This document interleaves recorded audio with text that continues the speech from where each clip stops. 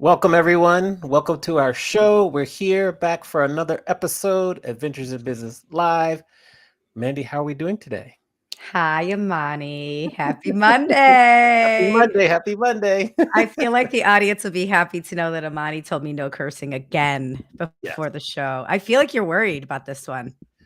Ooh, do I need to be worried? No, no, but I might slip it in there just for you. Yes. I know. I'm just Yes. kidding. I'm just kidding.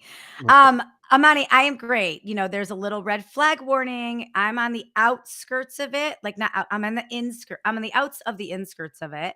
So from 4 p.m. today until 4 p.m. Wednesday, I've got a red flag warning, and it's all over Southern California, San Diego.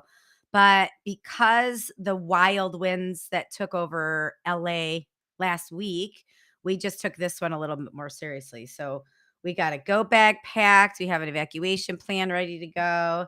Okay. I'm not going to be around on Wednesday. Neither is my husband. So we're dropping our dog off somewhere just in case. So Yeah. so we don't have to rely on people to evacuate with her. But the fires have been real tricky. Yes. Very bad. So, just so people who are outside of like Southern California, explain to everyone what a red flag warning is. And hello to Taylor Smith in the chat. What's up, Taylor? How we doing? Hey, Taylor. We love our Gen Zer. Hi, Taylor. Yeah. Great podcast. She has the Z thing, Yes. everybody. If you're in case you're Agreed. looking for something, some good generational content. Red flag warning. So if you are in a red flag warning area, it's just the conditions are prime for a fire. So it means low humidity, high winds. It doesn't mean there's going to be a fire. It just means the mother nature conditions are you're prime for a fire. Okay. So be Okay. safe. Watch your So brush. Mandy sent me a text message last night as the football game was ending. And so Yes. I'm a Washington Commanders fan, and it has been a long 25-year journey to get to the success that we have seen this year. So it is particularly notable. It's just a good time to be a fan, and I'm going to enjoy the ride. So that was probably the highlight of my weekend last Yeah. night. Yeah, Amani, like, can you talk about it? So tell everybody you're going to the playoffs. Oh, What yeah. like and the owner sold the team and all of a sudden you're in the play. What's the story there? Because I Yeah, feel we like had there's more to it. we had an old owner who was not a good person, and he destroyed the team. The fan base eroded. Sold the team probably about, let's say, April of 2023. We got new ownership group. Then we got a new coach this year, a great, amazing rookie quarterback, Jaden Daniels, and he's doing well. We're exceeding expectations. We already are in the playoffs. We won a game. Last night was a playoff game. We won one game, so now we're on to round two. And so, yeah, we're here, and it's very exciting. Hello there, Gabriella. Good to see you in the chat. Aw, hey, Um, Gabby. and yeah, so we're on to play Detroit this week, so that'll be exciting. Saturday night. Ooh, Detroit is fun to watch right now. Yes, they're on They're fire. super fun. That's gonna be Yeah. great. Okay. Mhm. One more thing before we get to our guests. What rituals do you have for your football watching? Do you have any superstitions, rituals? You wear a jersey? No superstition, no ritual. I'll follow along with some beat writers and fans on like Twitter or Discord, and I do that all during the game. And then I watch my favorite little podcast before and after, and that's it. Yesterday I was pretty chill because I don't know, I just was. So it was, yeah, it was good. So we'll see this week because as the stakes increase, my heartbeat increases too. So I'm trying to stay cool, calm, and cool. Good luck with that. I know. Good Good. luck. And then the only other update I have, since I always forget to give an update, is that so pre-launch for the book is live. Oh, yes, that's right. That's Yes. right. So now you can get the book on Amazon. You can order one copy. If you want to order multiple, please do, because I'm trying to shoot for the USA Today bestsellers list. Um, and that's just been everything. I did my final edits for the audiobook last week, turned those in. So here we are. We're just going down the home stretch now. Amani, the cover is beautiful. It is Thank you. so beautiful. It is orange. It's got the headphones. It's in rhythm with the style of Yes. it is so rad. I love it. Can you remind everybody again the title of your book? Do a little Yes. self-promotion here, friend. Yes. The title. Okay. Wait, you know what reminds me? We need to add our little commercials to our episode. Remind me to ask you about Okay. that after we go offline. The Yeah. title is "The Quiet Storm: A Historical and Cultural Analysis of the Power, Passion, and Pain of R&B Groups." Ah, It's Yeah. gonna be an anthology. It's gonna be Yeah. an epic music anthology. I cannot Yeah. wait. And I know you sent it to me last week, and so I'm gonna start reading it on the airplane on Wednesday. Oh, so I'm Mhm. sure I'm really can't wait to hear what you think. And starting to do some interviews and podcasts, telling the stories. I did a master class, which is a reverse interview last week with two of my closest friends in life. So we are here. Awesome. Well, speaking of somebody that knows a thing or two about a master class, I feel like we should get to our guests. What do you think? Let's go. Yes. All right. We have an amazing human on the show today. She is the CEO of Rebelle Communications, a TEDx speaker, which I saw live and in person. It was spectacular. She's a top political analyst, an advisor to some of the top C suite leaders in philanthropies, politics, business, and around the world. She is a self proclaimed street cat, which I love. We're going to have to dig into that. And she Oh, knows a thing or two about being an entrepreneur. Laura Fink, welcome to our show. yes. Yes. Oh, We give you a welcome and we give you a round of applause. If you couldn't hear, hopefully you hear that. Yes. wow. I am not used to this. Such Yes. a warm welcome. Thank you so much for having me, Mandy and Amani. I'm so excited to be on this show with a couple of experts in their field. So just thrilled to talk to you all today. And I don't have a football team because I'm a former Chargers fan. So go Commanders. There we go. Yes, Oh, there that's we go. I great. love Go it. Yes. Commanders. Good, good. We're glad you said that. Um, Maybe my first question, and then I'll let Mandy go, is I'm curious as to, because I'm a former college soccer player, how has your participation in being on the varsity volleyball team in college helped you in business and life after college? Ooh. Well, obviously, you're used to doing hard things and you're used to not having things come easy. And I was not, I nowhere near the top of the roster. I was a specialty player, a role player.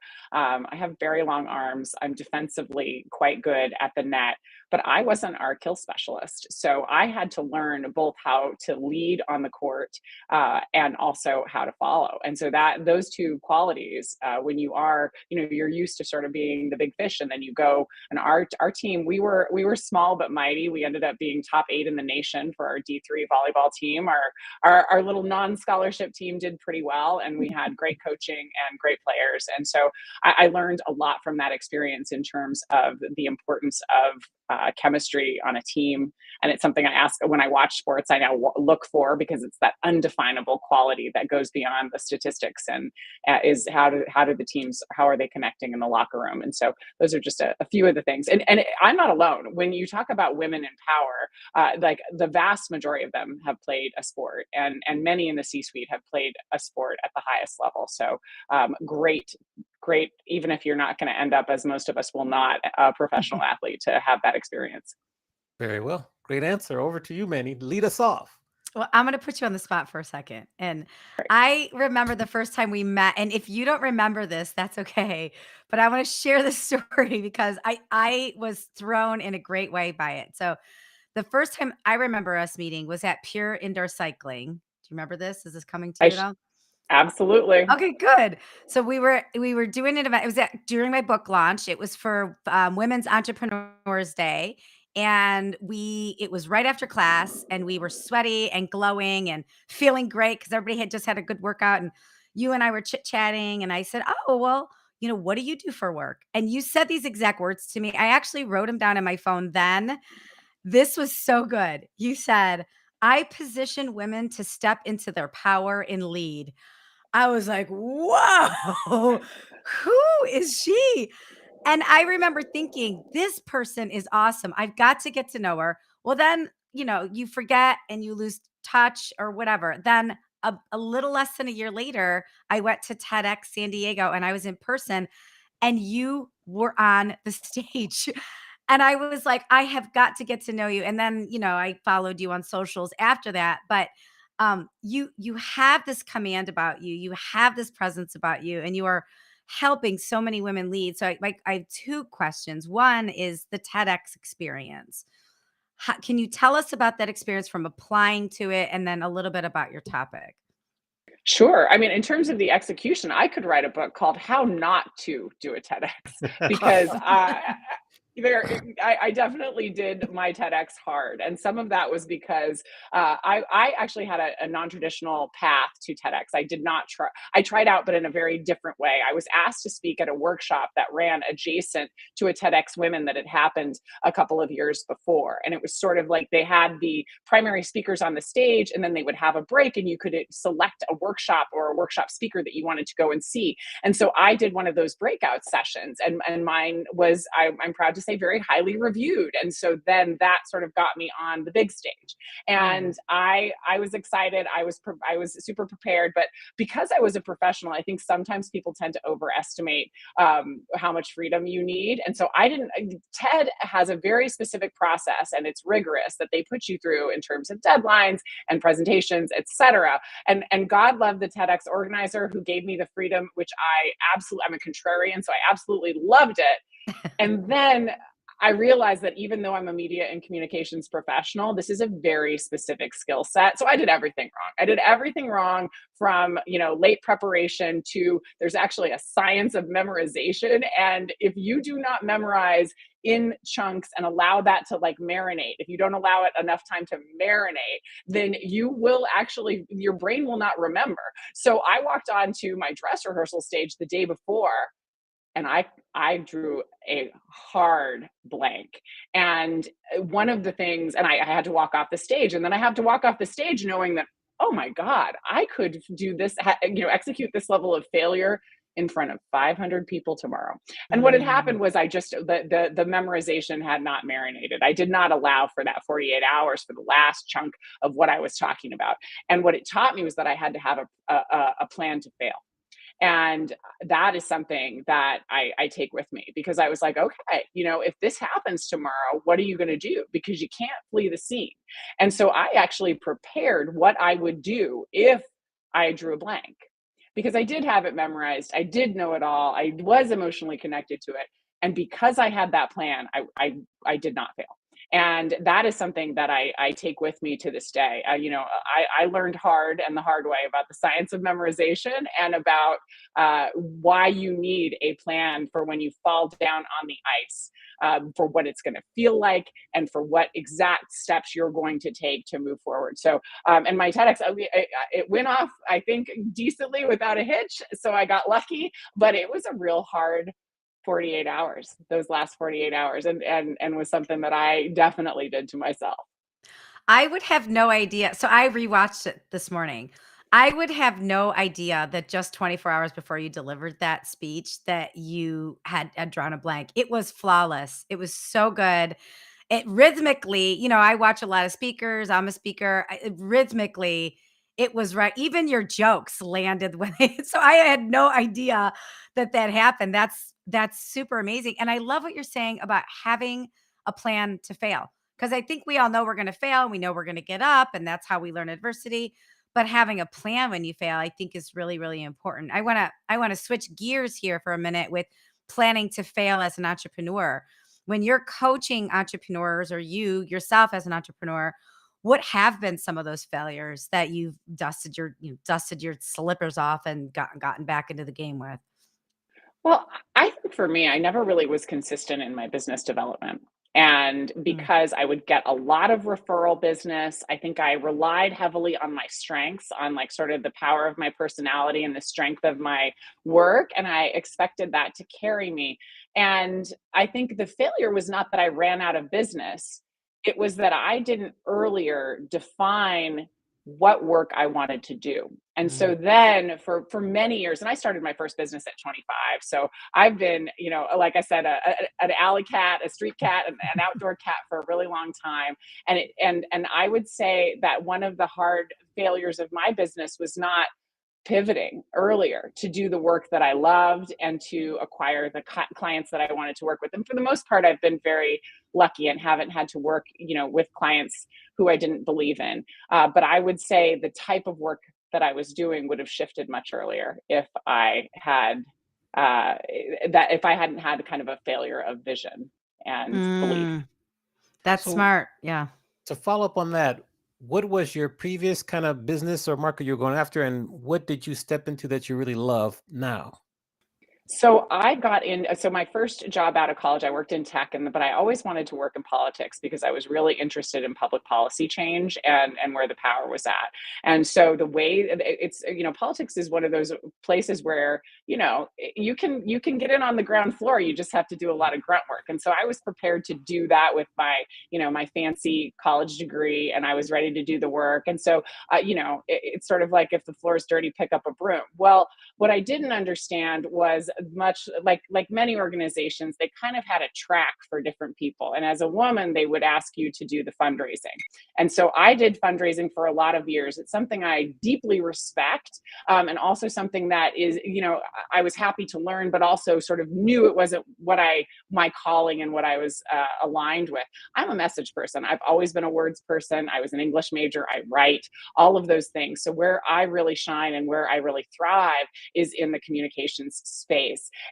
But because I would say, years later, someone sort of summed it up saying, be careful where you're useful. And I think I sort of stayed in that lane, and I was afraid to move out of it, afraid that people understood my brand to be something very specific.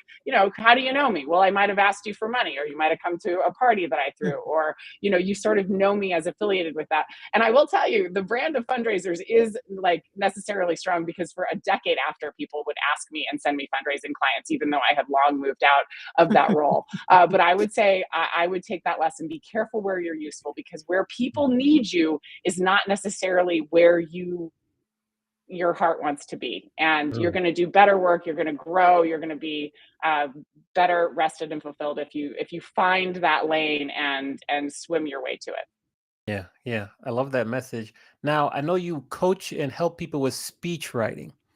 What are the most important elements for the best speeches you've coached and witnessed? Oh, that is such a tough question, and such a good question.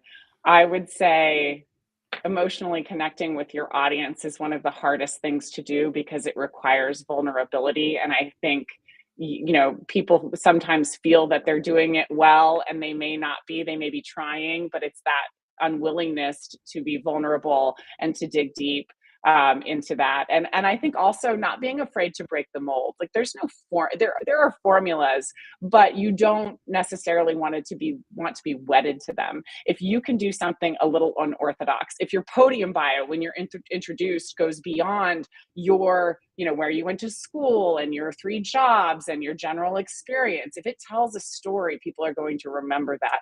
And I think it's popular now, and I'm glad to see that narrative and respect for narrative is taking shape everywhere. But I find that it's one of those things that's simple to say and difficult to do, because it's much easier to default to the lists, to the, telling people things, instead of allowing them to move through a story and metabolize it and walk through it with you. So the consistency, like the great speakers are all able to tell a story, whether it's 2 sentences or 60 minutes. And those are the people. And what I try with my clients is to get them to move there, because there are a lot of solid speakers who do a lot of other things in terms of information transfer, but they're not transformative in that same way that the top speakers are. And it's really hard to get to that level, because there are a lot of people who are really, really good, and they don't want to let go of what they're good at. And this is a leadership trope that happens not just behind the microphone and the podium, but the skills that get us to where we are. Necessarily, some of them need to be left behind in order to acquire the skills that we need to reach the next level. And that's a really hard lesson for leaders to learn. And it's something that needs to be done from, I've worked with extremely powerful people, and I've worked with bus drivers and janitors and other people working for a voice on the job. And that's true of every single person who I've worked with at every level of power. Interesting. One more follow-up, and then Manny, I'll go back to you. Besides fundraising, what skills have you to leave behind to get to your next level? This is easy, Amani. Perfectionism. Okay, tell us. Yes. The lesson I have to keep learning over and over again is that perhaps my perfectionism led me and got me where I am, but also acknowledging that alongside it, it has held me back, and it is certainly holding me back from what I want to do in the future.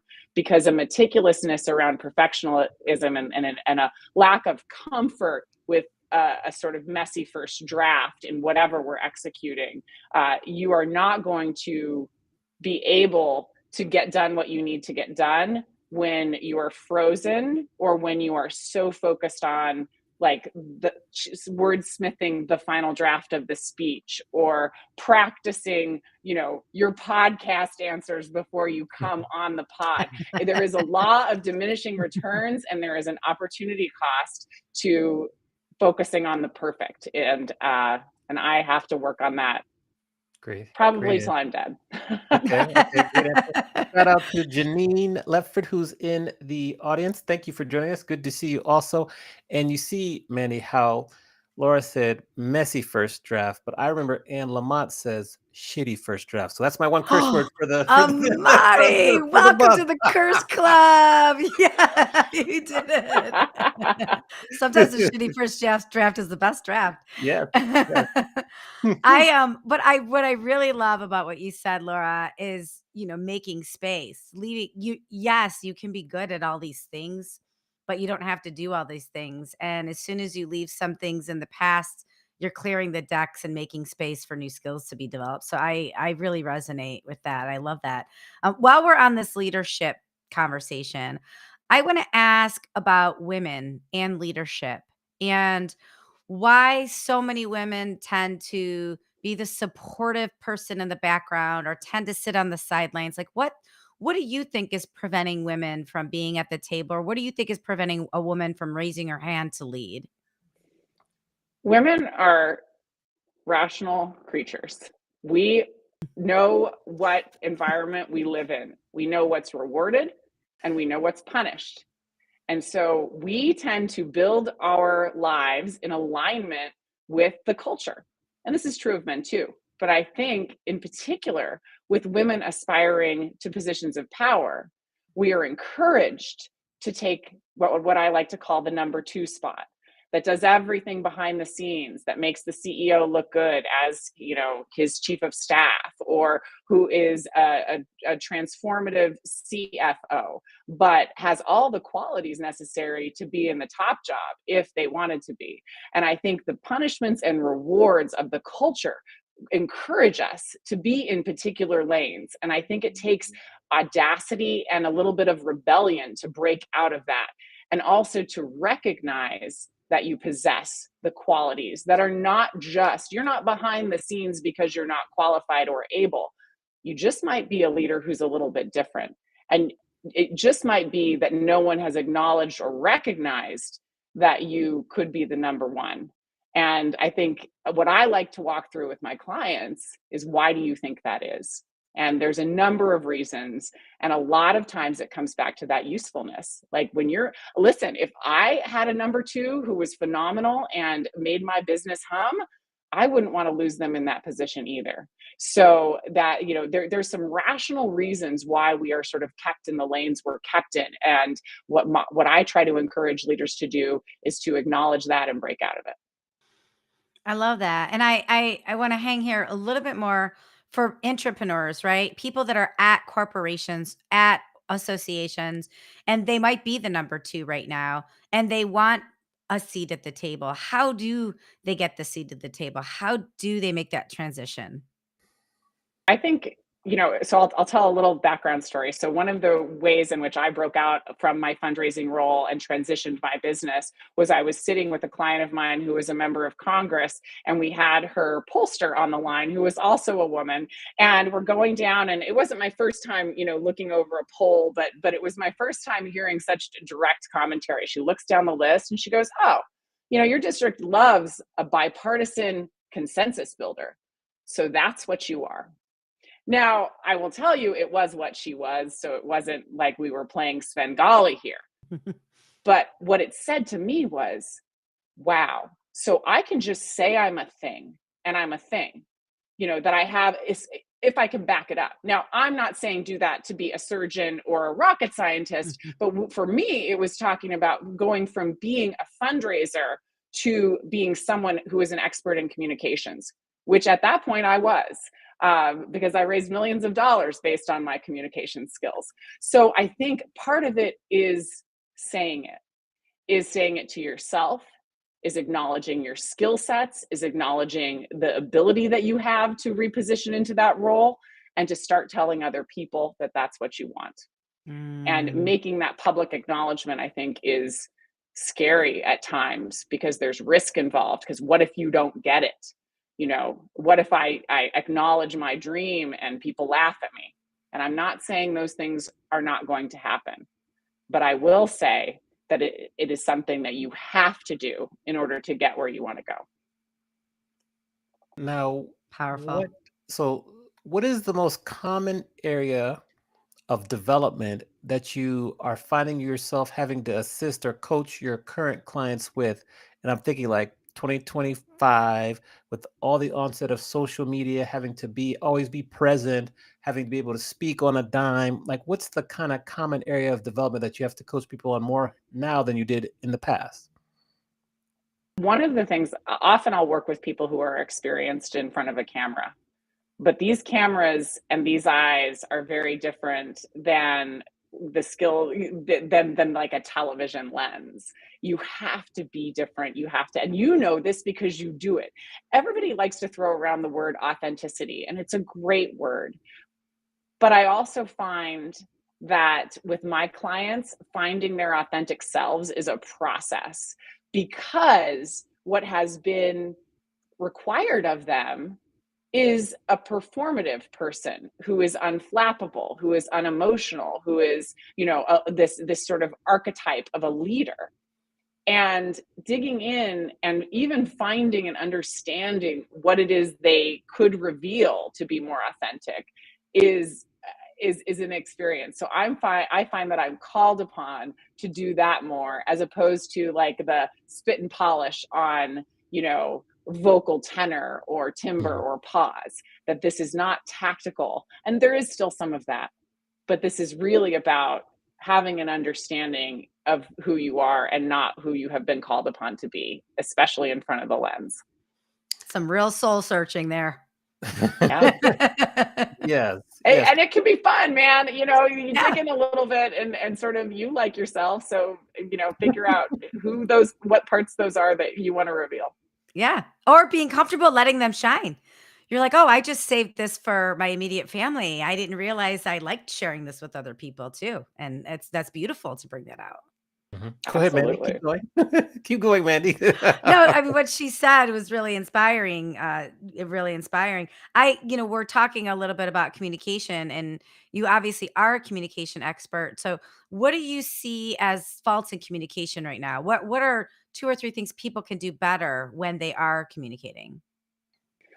Well, I would say just getting into the zone. So we're on a podcast, and I want to say, like, there's a statistic that something like an enormous number of podcasts don't exist after 1 episode, 2 episodes, 3 episodes. 8 So, episodes, yeah. And I'm sure part of your, 100% of your success in a podcast is the fact that you kept filming, that you were willing to be a beginner, that you, I'm sure, have watched yourself grow in terms of your skills of interviewing, in your skills of banter, in your skills of connecting with your audience. And allowing yourself to be a beginner, but particularly in public, is what stops like the vast majority of people from doing anything. They don't want to be bad. And I always say to my clients, like I was talking to a candidate for a city council in Arizona, I was a couple of years ago now. And I said, well, what's your biggest fear in terms of our work together? And she said, I'm afraid I'll be bad. And I said, well, that's easy. Let me just tell you right now, you're gonna be bad. You're gonna be bad. So if you embrace the fact that whatever bad is, you're gonna be a beginner.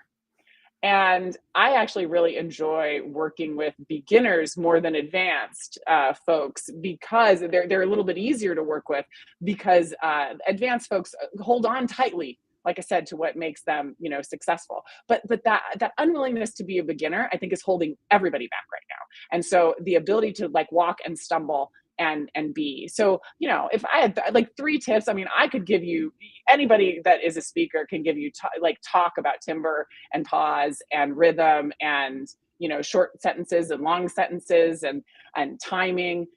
But I would say, like, you're going to learn because inherently what is good and what is not good. And if you force yourself to do the hard thing, which is to show up and then to watch back your performance, you're going to be ahead of the curve of everybody else. And it's the hardest thing to get people to do. Why do you feel it's so hard for people to show up? Why do so many people just tap out, in your opinion?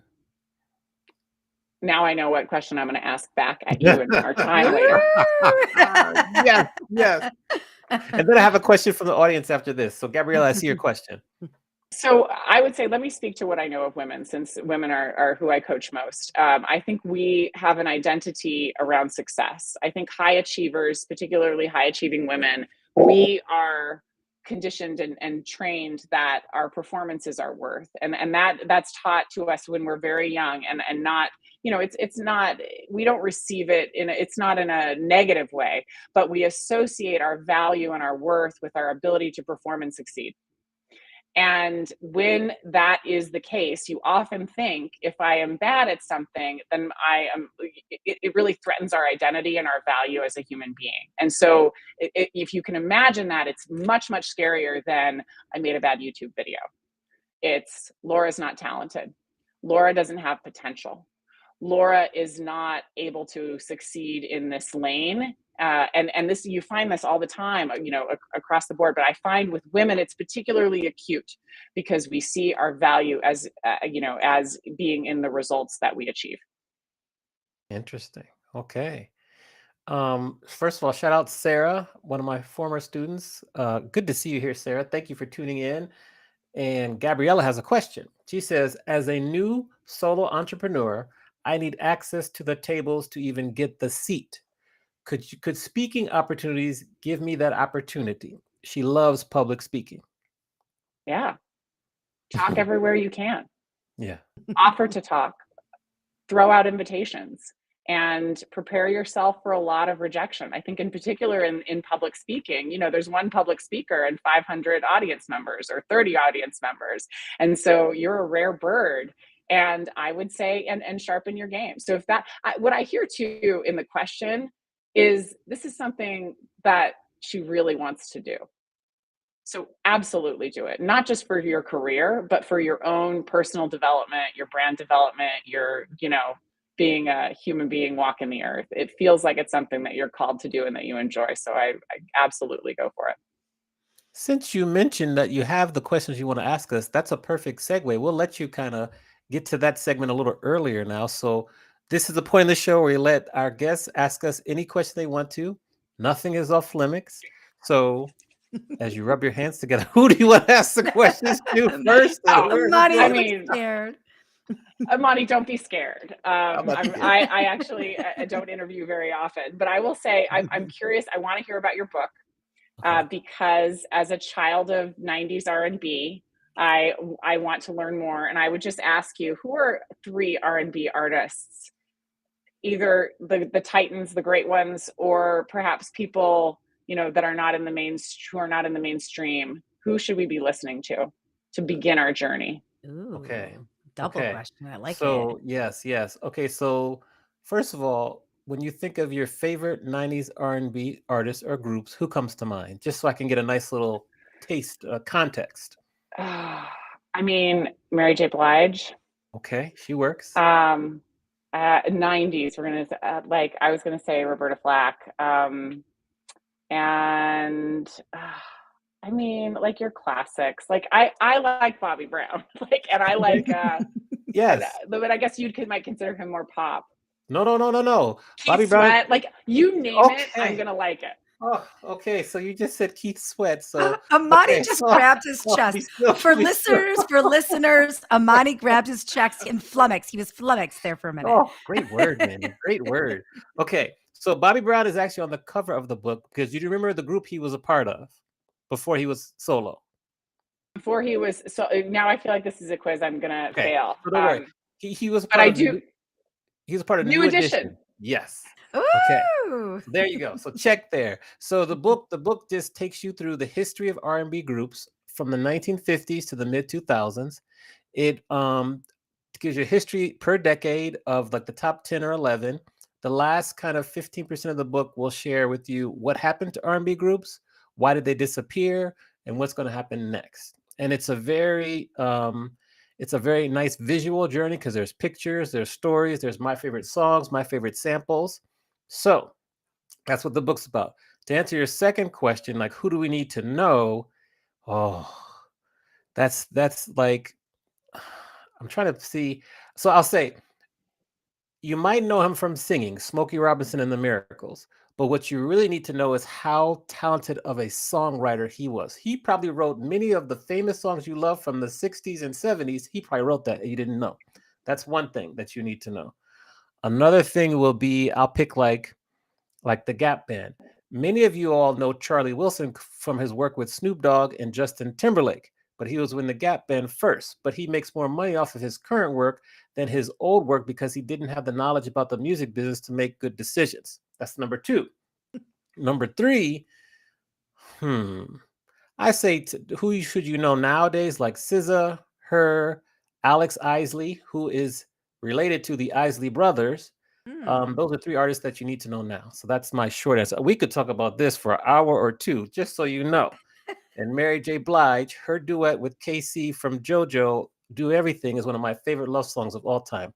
I'll just stop right there and let you ask Mandy a question. I'm not even gonna follow that up. I'm glad we have this recording because I didn't take notes. Yes. And for the listener, Laura, in turn, when Amani talked about Mary J. Blige, grabbed her heart. Yeah. So we've got a lot of feelings going on here with that question. That was a good That's one. what R&B music is Well, about. The feeling, R&B. There's almost no musical genre that is more emotional, I would say. Okay, I'm gonna take that little snippet and use that when I go on interviews because people always ask me, "What is R&B and all this?" And what you just said, unsolicited, is a perfect way to describe kind of the genre. Thank you. Well, I'm happy to be of service. Yes. Can't wait for the book. Yeah. Okay, so Mandy, I've got another one for you. So going back, I will tell you that my memory of us meeting was at your book launch, and just the context, like I was red as a cherry tomato after, being in a spin class. Cardio, I'm more of a weightlifter. I am not a sprinter. So it is a struggle to be on that bike for me as an athlete. And I come out just bright red. And this community that you fostered at this particular studio, and then the company that came to show up for you for your book was just remarkable. And I often I often talk about women who do the thing anyway. There's tons of well documented research on gender discrimination. The women who do all the things, even in the face of that, I call unicorns. And I instantly knew that you were a unicorn from that interaction, which you do not expect to be stumbling into unicorns after you hop off a spin studio bike. But there you were with stacks of your books, tons of audacity. And my question for you is, inborn or nurtured and based on experience? Oh, well, I think, by the way, I got 17 chills with everything you just said. Thank you for that. I loved seeing you with your red face, and I had my tomato red face too. So that was a real bonding moment. Thank you. I've never been called a unicorn before, so thank you for that. And I don't know if it's nurtured or natured. I mean, I think I've got some stuff inside me that a lot of people don't have that I didn't know was not natural to most people. I learned that over time. My mom is total hippie, Joan Baez. So there was a lot of, energy and psychics and looking at your birthday and astrological signs growing up that I also thought was normal till I met other people's parents. And I'm so glad. I was so glad that Kathy K was like that because she's all about intuition. But yeah, I don't know if I can answer that. I think some of it I'm wired, and I think the rest of it I want to learn. I'm really curious, and there's a whole bunch I don't know. I don't know a lot, and I want to learn. I want to continue to learn, and if it gets monetized, awesome. And if it doesn't, if it just makes me a really interesting person at a dinner party, I'm cool with that too. Well, I think that's often where the money starts, is where you're interesting at a dinner party. And to follow up on that, this sort of audacity that I try to inspire in my clients, that I see like in you out in the wild, when you talk to other professionals, how do you talk about how to generate that and build that and find that? Yeah, it's a great question. I love sharing with people that when you reveal of yourself, you are disarming your entire community. You're disarming everybody to reveal of themselves. And as soon as you discover that you can be yourself, and like you said earlier, you don't have to be all of yourself all the time with everyone. But as soon as you understand that when you lift that thin veil, that people do want to know what's behind that thin veil, and they might want to know what's behind a couple other layers, that it's okay to go with that if you're comfortable. There are sometimes, like when I'm interacting with, especially in sales, when people they peel back the onion and then they're like, oh, no, no, no, no, no, no, I'm not comfortable with that. That's okay. Listen to that. That's okay too. So, there's a lot of gut work. Trust your gut, listen to your intuition. And sometimes revealing all of it doesn't work for you. So then just pull back, and it's that push pull of finding what you're most comfortable with. And how did each of you, and a question for you both, and whoever wants to go first, how did you move from being an entrepreneur, which is the term I learned today, to an entrepreneur? And what did you do it with a boot on your bum, or did you do it with letting your hair down? Amani, since you have so much hair, I think you should go first.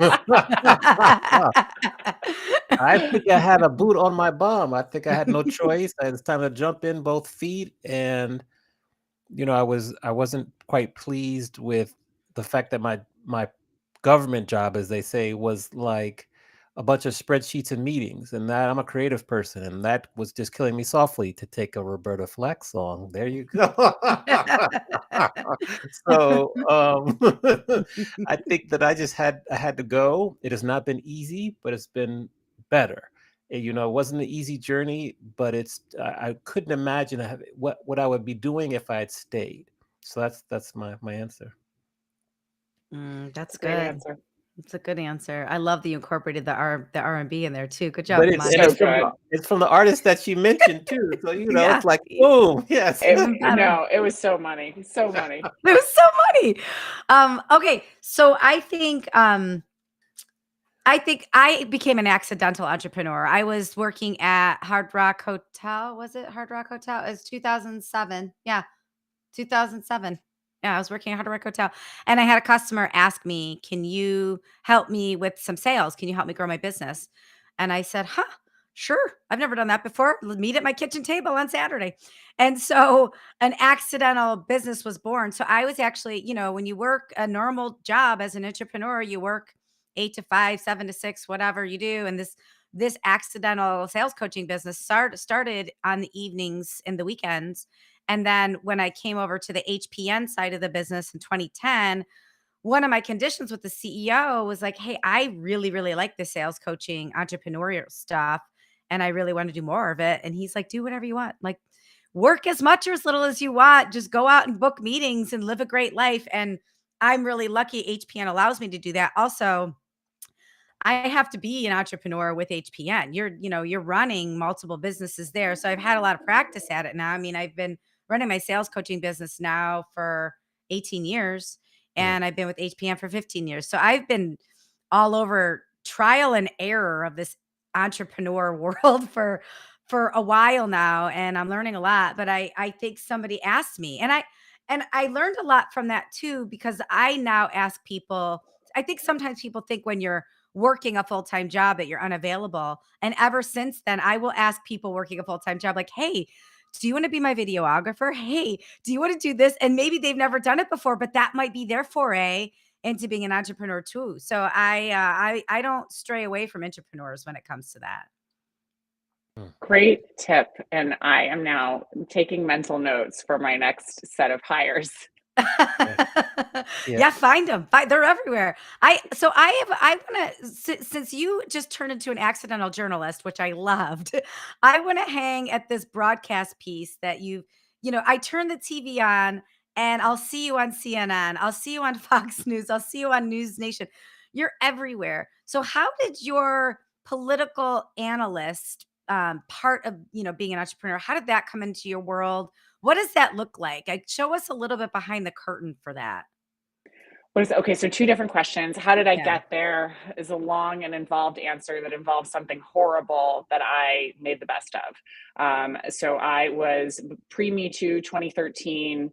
I had been sexually harassed by the first congressperson who I worked for. He eventually became a mayor 8 years later and was, continuing his bad behavior. I felt like I had the ability to come forward with documentation that he'd been, on this ride for a long time. And I felt like the women who were sort of coming forward anonymously didn't have that leverage because they worked for him. So it turned into a real national political scandal. I was called upon to do interviews and go on TV talking about something I never wanted to talk about and certainly did not want to be my brand. However, I did get noticed by one of the local affiliates on ABC here in San Diego, and the news director, he asked me to do political analysis because he could see that I could speak on camera.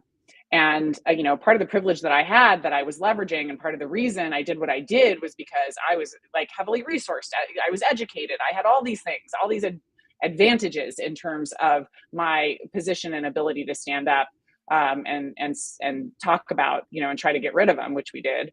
But that was my entree. And then, I was a behind the scenes person, and the fundraiser, politicians don't like to talk about the fact that they raise political money. And so that is an unseen, invisible operation.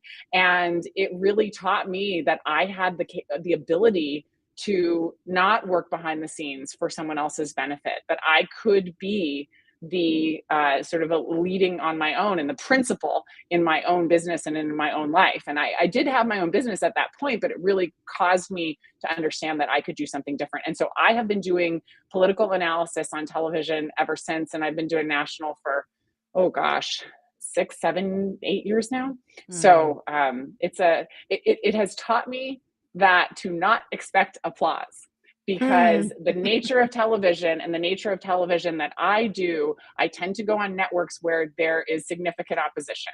Obviously, someone who disagrees with me in the box next to me, but usually the host and often the subject matter. So I have learned to not expect applause and to not not blink when people don't like me or don't appreciate what I have to say, because there are in all of our lives that is true.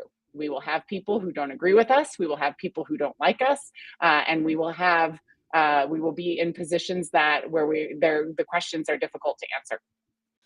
So how do you maintain your sanity, maintain your self-worth when you recognize that people don't like you? Because that's one of the things that holds so many people back, is they're worried about what other people think of them. So how do you manage that?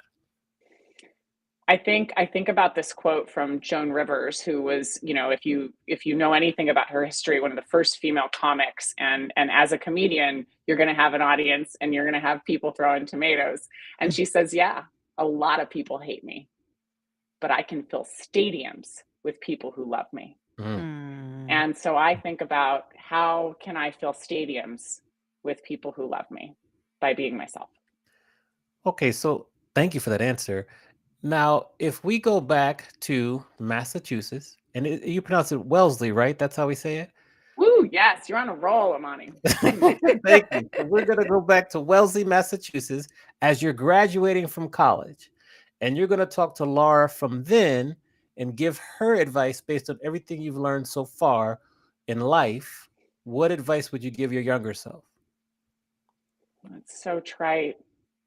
Trust your gut. Trite You but know good. what you're good at. You know what you're good at. Don't wait for people to tell you. Don't wait for people to choose you. Choose yourself earlier. Choose yourself earlier. I think that's a good Mm. model. Mandy, over to you to kind of close out the interview and everything. We could keep talking for hours. I just want to let you know that. I We've got a know. long other list of questions that we couldn't even get to, but go on, Mandy. I'm with you. I know. This is so good. Okay. I have two final questions completely unrelated. So I'll do the hard one first. You were, like you just said, first of all, I am so sorry that that happened to you with the congressperson and with the mayor. I am so sorry that you were bullied and sexually harassed. Nobody deserves that. So thank you for speaking up about it, but I'm sorry that happened. If there is somebody out there that is listening to this right now and they are going through that experience and they are worried about speaking up, or they are worried somebody might not believe them, what advice do you have for them that you maybe you wish somebody would have given you, or just through living with that experience? Well, I would say you have more power than you think. I make no promises of the legal system or corporate outcomes because I think the deck remains deeply stacked. I would say the reputational damage that you're probably anticipating, depending on the situation, is probably less than you're guessing. And so take comfort in that. And please, please tell people. Tell people initially, document it, put it, write it down, do all of the things that, may not occur to you when this happens. And then get a bunch of people on your team. Talk to a lawyer outside of your company and figure out, how to navigate this. Treat this like a strategic situation and get the emotional support that you need, because this is deeply damaging and corrosive. And the problem is that we want to be these little warriors for justice, but we've just been like kicked in the teeth. And so you need to be able to get the emotional support that you need, and from friends, from family, from professionals. So like, put together your team and know that you are worthy of that team, and that team wants to help you. Excellent advice. That's excellent. Thank you. Okay, completely switching gears. Final question. I want to do a quick flash fire with you. So I'm going to say a word and I want you to answer the first thing that comes to mind. It doesn't have to be just one word. It can just be whatever answer you want, but the first thing that comes to mind. Okay, you ready? I just want to first say this type Yeah. of thing makes me want to throw up, like Oh, like a no. nervous way. So No. We'll be nice. We'll be nice. Don't We don't worry. have to do I, it, I or do you have a no, barf we're bag? gonna do You have it. a We're barf gonna bag do it. handy. Let's Okay. live what you preach. Let's go. Okay. go. Okay. You ready? Okay. Ambition tax. Ever present. Okay. Marble ceiling. Get a jackhammer. Oh, yes. That's a good one. Glass cliff. We can fly. Woo! Nelly, that's good. I just mentioned three really interesting terms I never knew before, but that Laura mentioned in her TEDx talk, that is not only informative, it is heartwarming, it's hilarious. And if it doesn't inspire you to get up and do something immediately after, you might be dead inside. So thank you for being here today. Thank you so much for your knowledge. Thank you. If you are not following Laura, what a fun follow. Not only does she make your brain bigger, but there's gardening tips. There are procrastination workout tips on there. And she greets you most days with a beautiful view. So follow her on Instagram, Laura K. Fink. Go to her website, Rebelle Communications. That'll be all in the show notes if you're listening. And follow her on LinkedIn. And just, Laura, thank you so much for everything you give to the world. Thank you for the human that you are. And thanks for being with us today. My sincere pleasure. Thank you Yeah, so much this for is having me. awesome. Yes. Okay, we'll give you a round of applause. We're going to put you in the green room, so hold on real quick. Thank you. Okay, Mandy, we are done for the week. Who Yeah. do we have to look forward to next week? We've got Caesar Worm next week, and Okay. he wrote a great book about addiction. He is a commercial vice president at IHG, and I actually met him in Berlin, Germany last year. I got his book. I listened to it the whole way home, and I he talks about things in the hospitality industry we need to be talking about. He talks about anxiety, he talks about stress, he talks about addiction, consumption, and he's an awesome leader of salespeople. So All right. we are honored to have Caesar Worm next week on our show. Okay, so that sounds fantastic. Thanks again to Laura for joining us. She gave us so many great nuggets. Thanks Yeah. for everyone in the chat there. Taylor's with us. Sarah, my old student, we almost got a little emotional when Sarah turned in her final exam and left because it was so sad because she's such a great student. So thank you for Aw. tuning in. We're glad you love the show, Sarah. Gabriella, thank you for joining us. And remember to rate, review, subscribe to the platform you're watching or listening on. Share with a friend. And with that, we will see everyone next week. Take See care you and next week. have some fun. Have some fun. Bye, everybody. Don't forget, comment on our posts. We love hearing what you have to say on LinkedIn and Instagram.